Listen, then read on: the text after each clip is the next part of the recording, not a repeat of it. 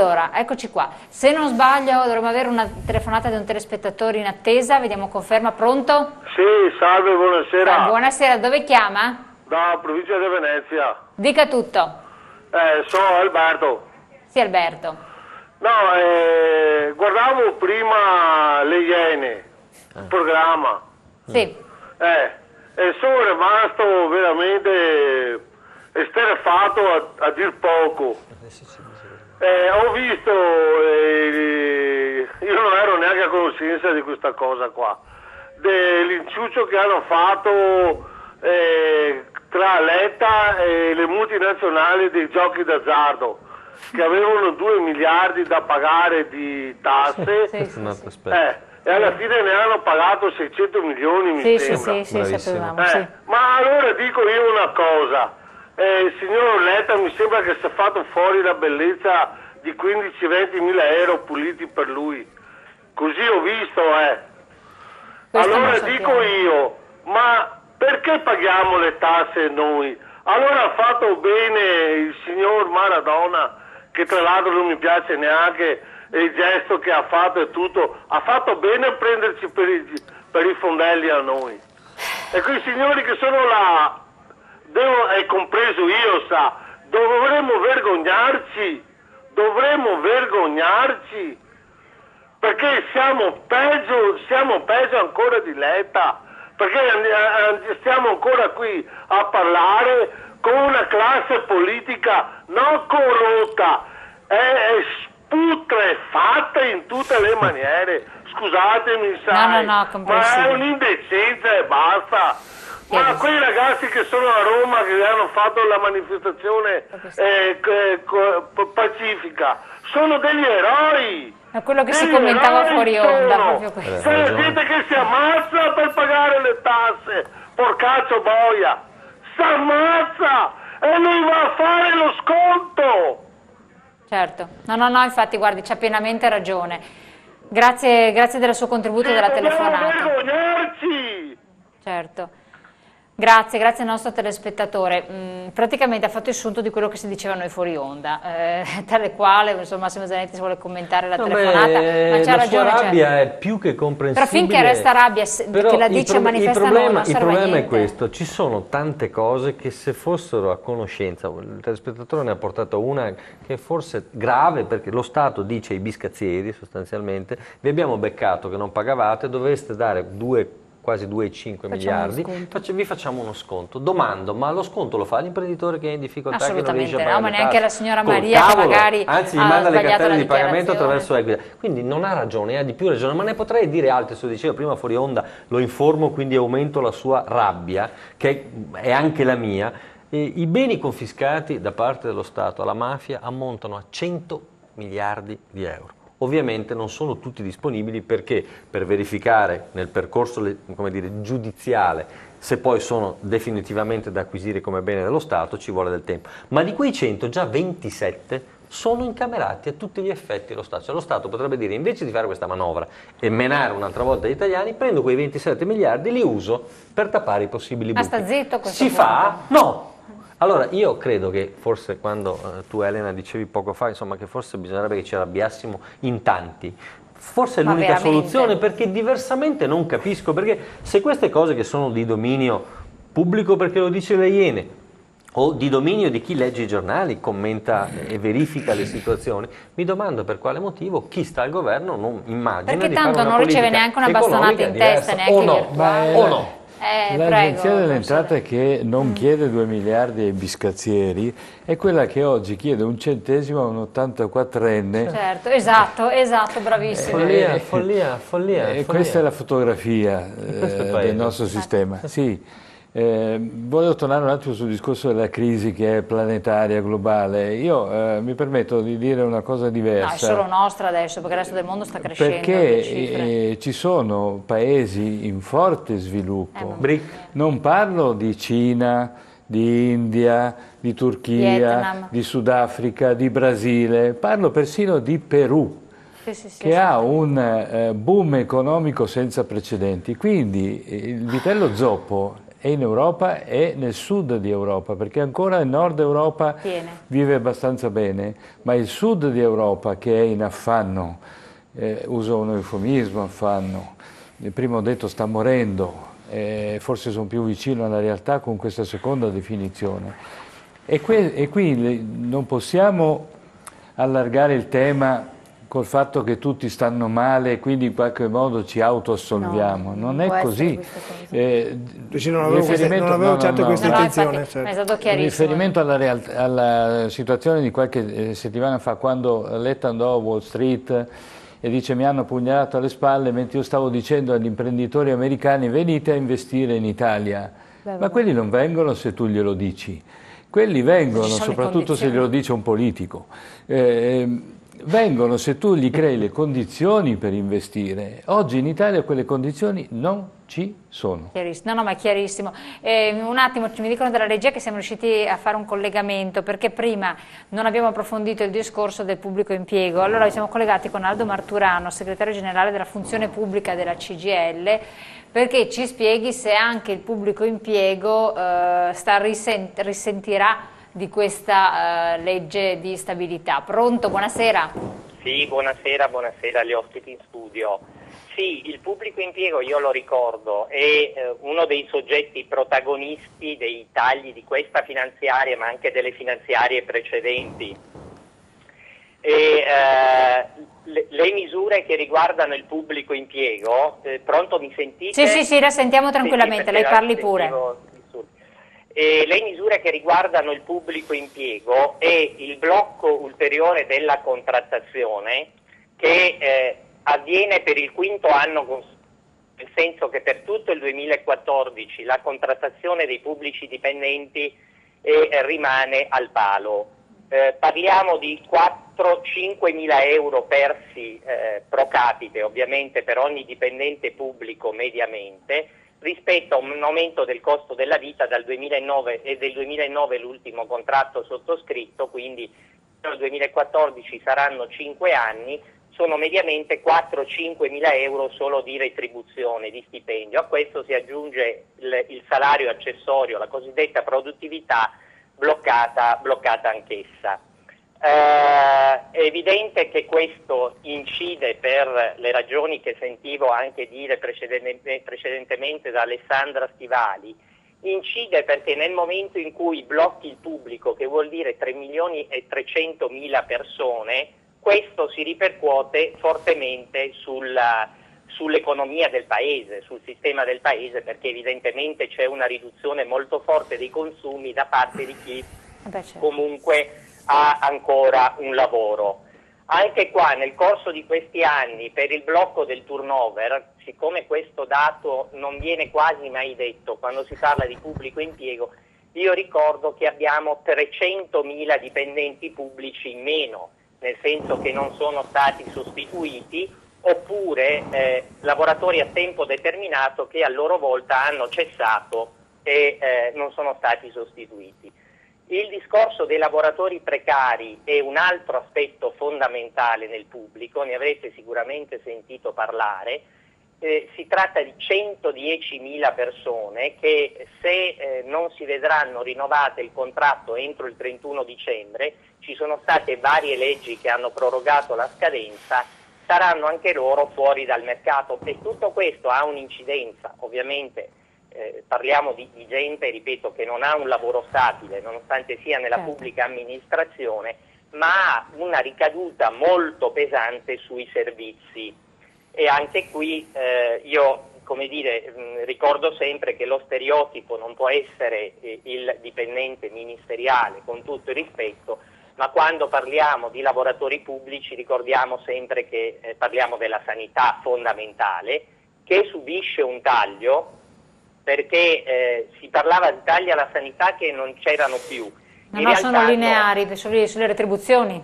Assolutamente sì, la sanità viene colpita per 1 miliardo e 100 milioni proprio sul salario accessorio, nel senso che il salario accessorio è quello che riguarda la produttività, che non verrà erogata a questo personale che per sempre, nel senso che un taglio di 800 milioni su questo miliardo e 100 che dicevo diventa permanente, cioè avranno una riduzione del salario accessorio per sempre. Sono persone, basta andare negli ospedali che lo si vede, che molto spesso saltano i riposi, fanno turni notturni e soprattutto si occupano di un aspetto fondamentale che è la nostra salute. Il no, è stato chiarissimo. Continuando ad aggredirlo così, evidentemente rischia di non essere più in grado di fornire delle prestazioni che riguardano la nostra salute e la nostra sicurezza. Ecco. Grazie, è stato esaustivo e anche chiarito questo aspetto, ci mancavano questi piccoli dati effettivamente, che però sono molto eloquenti, parlano da sé, insomma, grazie del suo intervento. Grazie, buonasera. Buonasera, grazie. Qualcuno vuole commentare questo? Io volevo aggiungere una cosa a quanto detto da Aldo e che chiarifica anche che situazione noi stiamo vivendo, che è oltre alla precarietà tutta quella fetta di soggetti che lavorano a fronte dell'amministrazione pubblica. Se si blocca, e prima veniva ricordato, la macchina pubblica, si blocca anche tutto quello che verrebbe definito indotto e quindi attenzione, perché quello che sta avvenendo sta andando ad incidere anche su tutto un indotto di azione che viene attivata attraverso la macchina pubblica, che già è molto molto carente. Un altro tema che oggi non è stato trattato, se non indirettamente dallo spettatore, su quello che riguarda l'evasione fiscale, è uno, che cosa vogliamo mettere in piedi per quanto riguarda l'evasione fiscale. Ricordiamo che i paesi, come dire, i paesi virtuosi dell'Europa sono quelli che sono riusciti ad attivare azioni forti contro l'evasione fiscale, perché in Italia dovremmo dire che noi le tasse le vogliamo pagare, ma vorremmo che ci fosse un'idea redistributiva su questo, ed era quello che dicevamo prima, e poi la macchina dell'illegalità. Guardate che quello che sta succedendo... Ma se adesso aprono le carceri per dare un po' di respiro... Il problema, quello è un altro tema sul quale potremmo discutere un'altra puntata, però la macchina dell'illegalità è la prima industria in Italia che crea profitto e che crea situazioni devastanti. Venivano poi detti anche prima i dati sui beni confiscati alla mafia, che però non vengono poi riutilizzati per creare lavoro e far ripartire l'economia. Zanetti, cosa deve dire riguardo? Beh, c'è poco da dire, abbiamo detto molte cose. Il tema è la legge di stabilità. Abbiamo appurato in questo piccolo consesso che questa finanziaria non produrrà sviluppo. Punto. Ma perché c'era qualche speranza, qualcosa, perché poi se la sentivi raccontare... Ma io di speranza non ne ho per lo stesso motivo che non le ha il dottor Alberti, cioè questo governo è un'operazione strana, dove si mettono insieme due che la pensano in modo completamente diverso in economia, rispetto alla scuola, rispetto all'università, rispetto al pubblico impiego, rispetto a tutto, e quindi immaginare che da due che la pensano in maniera completamente opposta possa nascere qualcosa di buono la vedo complicata. Spero non ci raccontino che era di necessità virtù, come ci hanno detto che Monti era una necessità, perché se non ci fosse stato saremmo tutti morti a quest'ora. Monti è passato, ci ha sì ammazzato, non lui, noi, e che oggi siamo esattamente nelle stesse situazioni.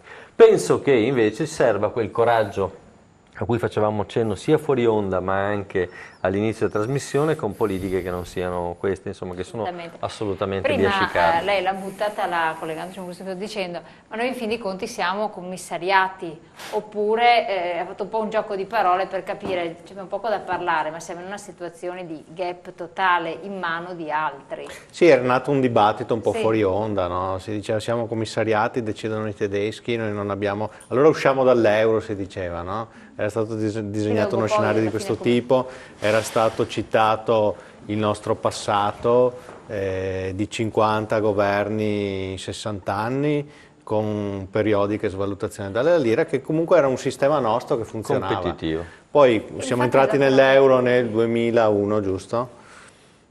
Dopo un paio d'anni, 2 o 3 anni, abbiamo già cominciato a vedere che le cose scricchiolano. Nel 2002 abbiamo avuto la Tremonti, quindi detassazione degli utili reinvestiti, quindi non ci siamo accorti che era arrivato l'euro perché l'economia andava a palla. Poi nel 2003-2004 invece abbiamo visto che la tendenza cominciava a passare dal verde verso il rosso, insomma, che il serbatoio iniziava a esaurirsi, e dal 2007, prima che arrivasse la crisi americana, abbiamo iniziato la picchiata, 2007, 2008, poi se andiamo a vedere la curva del PIL di tutti gli stati europei, boom, nel 2008 c'è un picco discendente, poi un rimbalzo, un miracoloso rimbalzo, e a cui non corrisponde un rimbalzo della pallina italiana, no? Voglio dire, noi imprenditori siamo esasperati arrivati a questo punto, cioè voglio dire, io non sono un economista,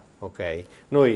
Il lavoro che sappiamo fare noi è prendere qualcosa che non vale niente, ok? Metterlo insieme, creare qualcosa che vale di più, venderlo e prendere i soldi e distribuirne una parte di questi nostri piccoli guadagni attraverso la tassazione a tutti gli altri. Sì, no, ok? Costruiamo delle scatole che si chiamano capannoni, ci divertiamo a mettere dentro dei macchinari perché ci divertiamo. Questo, il sogno è la realizzazione di un sogno, l'affermazione di se stesso è quello che spinge l'imprenditore, non è il guadagno in se stesso. Okay? Quindi dovrebbe anche finire un clima ostile nei confronti dell'imprenditore. Vedo che questa sera qui siamo tutti dalla parte non dei dirigisti ma dei libertari, libertari di centrodestra o libertari di centrosinistra, come potrebbero essere i francesi. Non credo che ci sia un atteggiamento di fastidio, chiamiamolo così, o di acredine rispetto all'impresa, soprattutto poi rispetto all'impresa intelligente. Noi l'abbiamo sentita, attenzione che non l'ho detto io, l'ha detto per esempio il presidente degli industriali di Treviso. Noi lo sentiamo molto. Non credo sia così da un po' di tempo, insomma, penso che l'impresa seria sia assolutamente da sostenere. Perché è uno dei temi. No, è uno dei temi. Perché poi voglio dire, insomma, no, se togli l'impresa in un sistema paese, chi lo crea il lavoro? Certo. Professore Santarelli, sulla parola commissariamento, non la trovo per niente fuori luogo, la trovo anzi del tutto appropriata. Sull'onda 2 anni fa, poco meno, sull'onda della drammatizzazione del discorso dello spread, praticamente ci venne imposto un commissario europeo, perché altro Monti non era. Certo. Commissario europeo, dove la parola commissario è chiarissimo, questa è la matrice di commissariamento. E così ha agito Monti, da commissario europeo. Se ricordate un'altra frase sua, quando disse ma adesso comunque c'è il pilota automatico, l'economia italiana deve andare su un percorso che è già segnato. Tracciato. E a quel percorso ogni tanto ci richiama anche la Banca d'Italia, che altro non è che una filiale della BCE, che prima dicevo è la Bundesbank rivestita all'europea. E quindi è vero questo. Certo. Siamo commissariati, sì. Allora forse è arrivato il momento di ripensare a tutto un sistema amministrativo europeo, con la nascita di stati più piccoli, più snelli, più vicini ai cittadini e più vicini alle imprese del territorio. Io non so se succederà qualcosa di traumatico senza dover attendere le decisioni di una capitale lontana. Ma ne stanno parlando anche in Francia, per esempio. Io non lo so cosa succederà e se succederà. Dico soltanto che nei manuali, nell'ABC dell'economia, i periodi di crisi profonda come questa, per rimettere in moto il volano che è fermo, ci vuole l'investimento pubblico. Eccolo. Nient'altro. Per rimettere in moto storia dell'economia. Esatto, il volano. Quando l'economia riparte, il PIL cresce, allora si pareggiano i conti con l'investimento pubblico. Ma purtroppo la nostra classe dirigente, quando le cose andavano bene, si è citato 2001, 2000, eccetera, eccetera, quel periodo era un periodo di crescita, di prosperità abbastanza diffusa, non si è guardato ai conti. Era l'occasione per farlo, non si è mai fatto, i conti sono sempre serviti per foraggiare altro. Clientele, mettiamola così. Velocissimo, e lui la battuta, penso che sia fondamentale quello che ha detto poco fa, e aggiungo, non vorrei essere frainteso, io non è che ce l'ho con l'Europa, Ce l'ho con questa simulacro di Europa, con questa idea sbagliata di Europa, che è quella del mercato finanziario e non è quella dei cittadini. Ma, senza nessuna polemica, anzi per capire. Ma i paesi che stanno crescendo, no? Quando dice così vuol dire che vuol fare polemica. No, assolutamente, guardi, ma ci sta. Non uso il gergo del politichese. Io volevo dire questo. Cioè, si parla appunto, in questo momento è necessario che ci sia investimento pubblico per far riprendere l'economia, perché il volano riprende così da noi. Così. Nel momento... Anche economia di guerra. Fermola perché se non andiamo in pubblicità. In questo momento però i paesi che stanno crescendo, i paesi del BRIC eccetera, lo fanno perché ci sono grandi investimenti pubblici o perché in quei paesi si fa la produzione che prima si faceva da noi?